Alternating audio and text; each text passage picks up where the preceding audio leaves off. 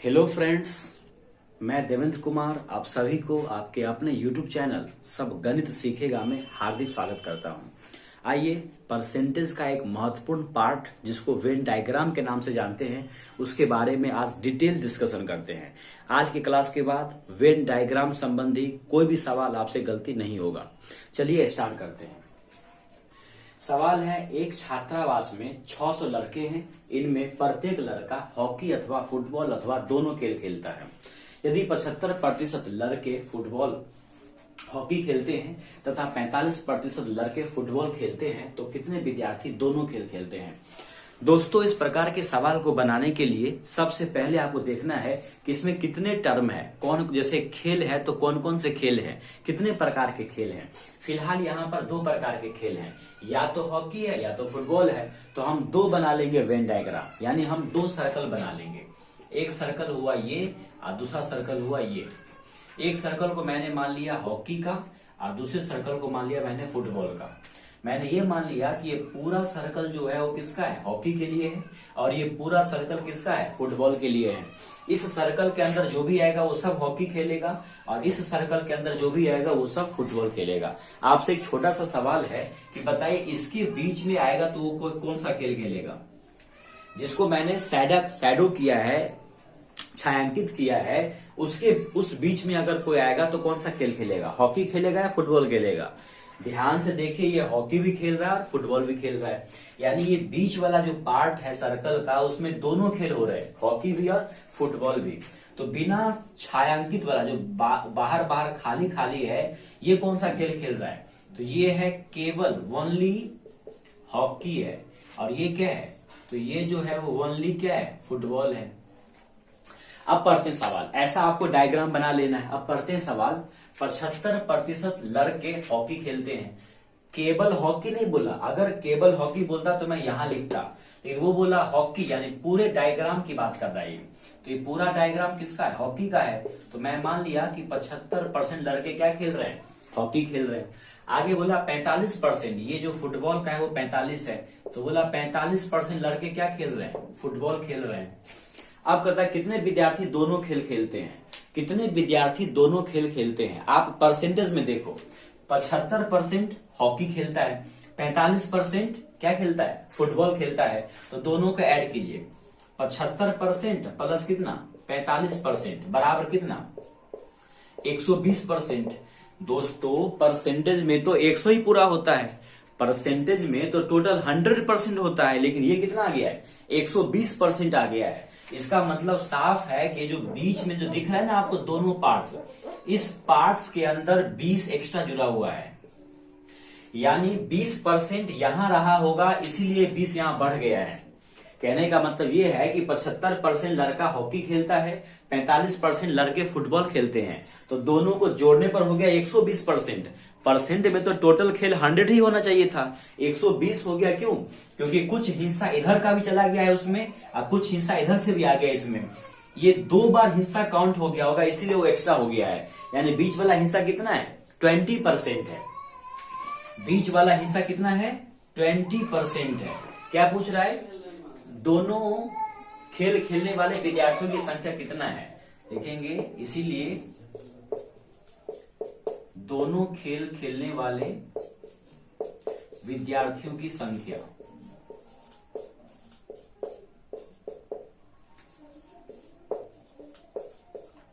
Percentage में तो आपको पता चल गया कि दोनों खेल खेलने वाले विद्यार्थियों की संख्या कितना है, 20% है। लेकिन उसको अंकों में निकालना है तो क्या करेंगे हम, 600 का निकाल लेंगे 20%। इस परसेंट से क्या होगा, 2 जीरो कट जाएगा, 6 दूनी कितना आ जाएगा 12, यानी 120 हो जाएगा इसका आंसर। उम्मीद करते हैं ये बात आपको समझ में आ गया होगा। अगर नहीं भी समझ में आया तो दूसरे सवाल के माध्यम से हम और डिटेल में समझने की कोशिश करते हैं।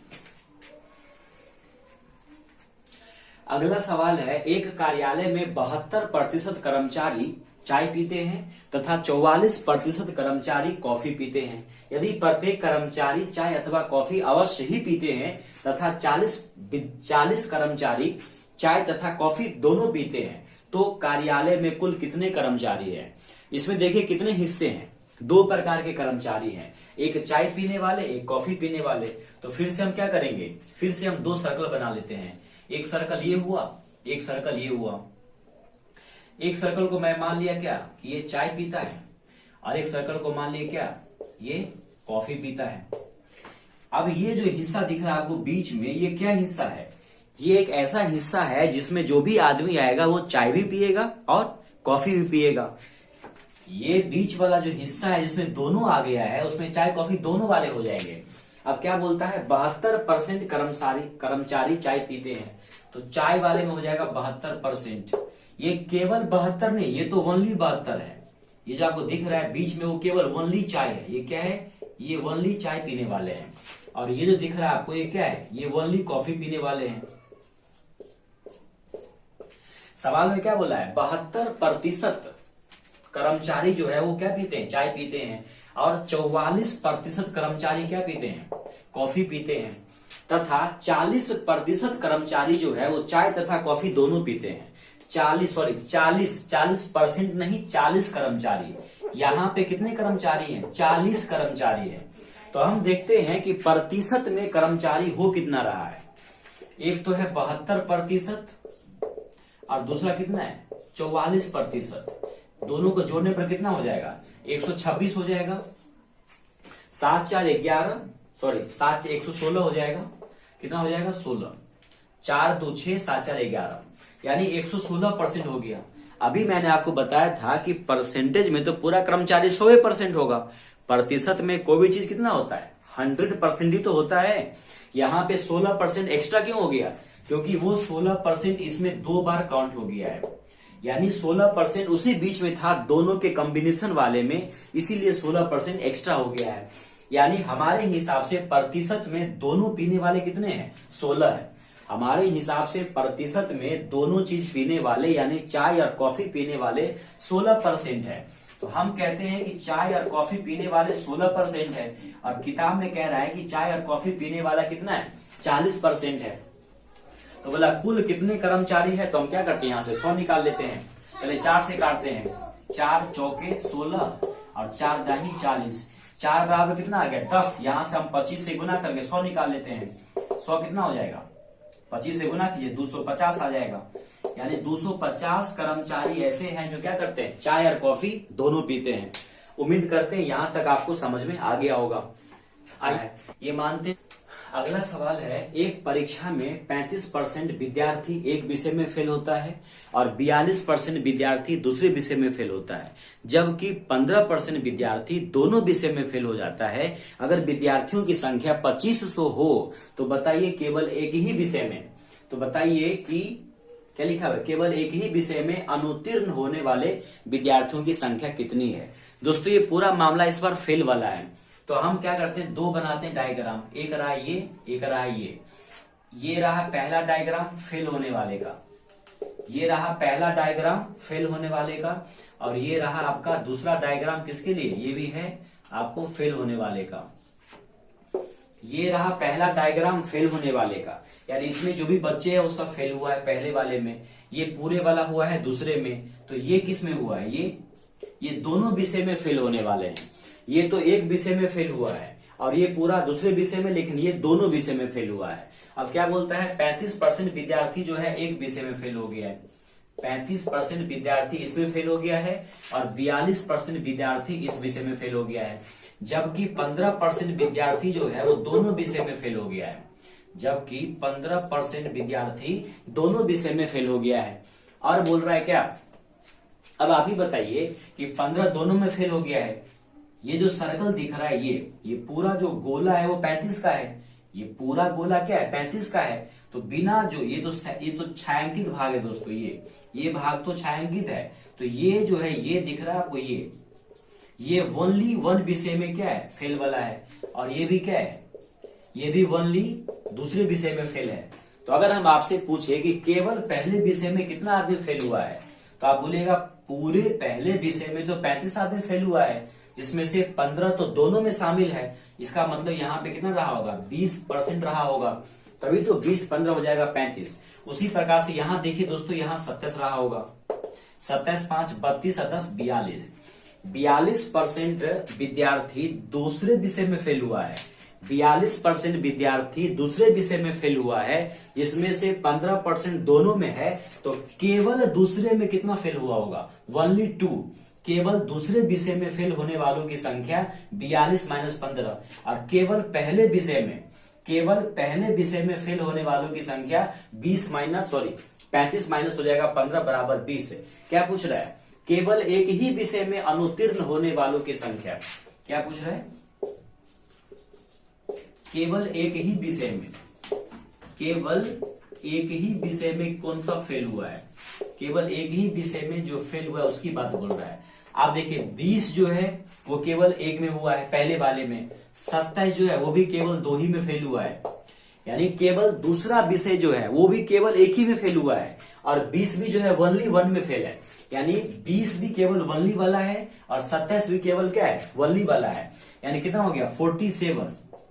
47% ऐसे विद्यार्थी है जो किसी न किसी केवल एक ही में फेल हुआ है, वो दोनों विषय में फेल नहीं हुआ है। दोनों में तो 15% है, तो 20% ओनली किसी एक में है और 27% ओनली किसी अगले में है। तो पूरा मिला के जो 47% है वो क्या है? 47% केवल और केवल किसी एक विषय में फेल होने वालों की संख्या है।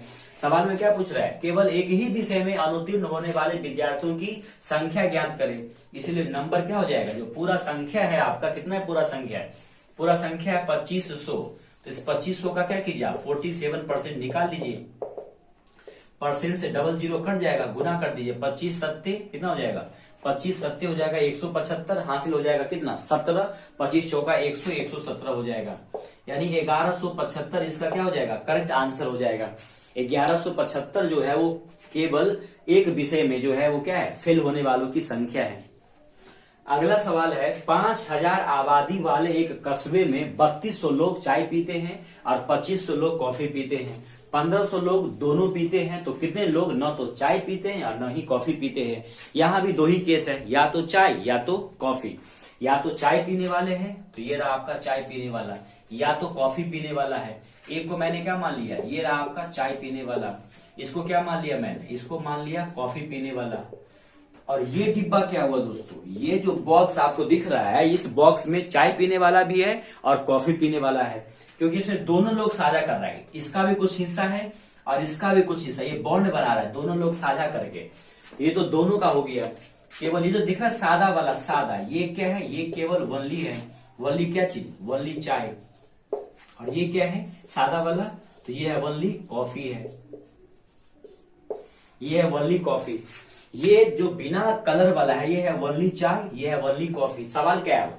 5000 आबादी है, उसमें से 3200 लोग चाय पीते हैं, तो ये रहा आपका कितना? 3200 लोग। उसके बाद इधर कितना है? 2500 लोग कॉफी पीते हैं, तो ये रहा 2500 लोग। उसके बाद 1500 लोग दोनों पीते हैं। 1500 लोग चाय और कॉफी दोनों पीते हैं। 1500 लोग चाय भी पीते हैं और कॉफी भी पीते हैं। तो बताइए कितने लोग जो है वो चाय कॉफी वगैरह कुछ नहीं पीते हैं? आप हमको बताइए कि 3200 लोग ये पूरा सर्कल में है, जबकि 1500 लोग उसी सर्कल में आ गया, तो केवल चाय वाला कितना हो जाएगा? तो 3200 में से 1500 क्या करो? घटा दो। 3200 में से 1500 घटा दो, क्योंकि 1500 ये पोर्शन है दोस्तों, ये वाला, ये जो हिस्सा आपको दिख रहा है यही हिस्सा कितना है? 1500 का है, जबकि ये हिस्सा तो चाय वाले में भी है। तो पूरे चाय का दाम है 3200, पूरे चाय पीने वालों की संख्या 3200 है, उसमें से अगर ये 1500 घटा देंगे तो केवल चाय वाला आ जाएगा, ये सादा वाला। कितना होगा? घटाइए, 00 आ जाएगा, 17 आ जाएगा, कितना आ जाएगा? 1700 आ जाएगा। 17 5 22, 22 10 32। अब यहाँ देखिए ये पूरा 2500 है, कॉफी पीने वाले पूरा है 2500, जिसमें से ये 1500 तो इसी कॉफी में आ गया है, तो 1500 हटाने पर कितना हो जाएगा? 1000 हो जाएगा। यानी 1000 आदमी ऐसे हैं जो केवल और केवल कॉफी पीते हैं, और 1700 आदमी ऐसे हैं जो केवल और केवल चाय पीते हैं, और 1500 आदमी ऐसे हैं जो दोनों पीते हैं। तो कुछ न कुछ पीने वाला, कुछ न कुछ पीने वाले लोगों की संख्या कितना है? कुछ न कुछ पीने वाले लोगों की संख्या कितनी है? पीने वाले लोगों की संख्या कितनी है? देखिए एक तो 1700 कुछ ना कुछ पी रहा है, कुछ ना कुछ में क्या, खाली चाय। एक है 1000 जो कुछ ना कुछ पी रहा है, क्या, खाली कॉफी। एक है 1500 जो कम से कम कुछ ना कुछ तो पी रहा है, क्या, चाय कॉफी दोनों पी रहा है। तो कितना हो गया, 15 15 30, 3000, 4000, 4200 हो गया। कितना आ गया, ये आ गया 4200। जोड़ लीजिए, 1500 1500, 3000, 1000, 4000, 4200 आ गया। 5000 टोटल आदमी था। टोटल आदमी कितना था, टोटल आदमी है कितना, 5000। अब आप ही बताइए कि 5000 में से 4200 कुछ ना कुछ तो पीता ही है, चाहे चाय पी रहा हो, चाहे कॉफी पी रहा हो, या दोनों पी रहा हो। तो कितने आदमी कुछ नहीं पीते हैं, आप ही बताइए, कितने आदमी कुछ नहीं पी रहे हैं। तो कुछ नहीं पीने वाले कितने हो जाएंगे, यहां लिख देते हैं। क्या बोला है, कुछ नहीं पीने वाले। तो कुछ नहीं पीने वाले कितने हो जाएंगे, 5000 घटे कितना, 4200। कितना हो जाएगा, 5000 घटे 4200 बराबर कितना, 800। यही आपका क्या है, करेक्ट आंसर है इस सवाल का। तो उम्मीद करते हैं इस 4 सवाल के माध्यम से आपको परसेंटेज के अंतर्गत आने वाले वेन डायग्राम का सवाल क्लियर हो गया होगा। अगर आपके पास कोई भी सवाल है वेन डायग्राम का तो आप कमेंट बॉक्स में छोड़ सकते हैं। नेक्स्ट वीडियो में अगले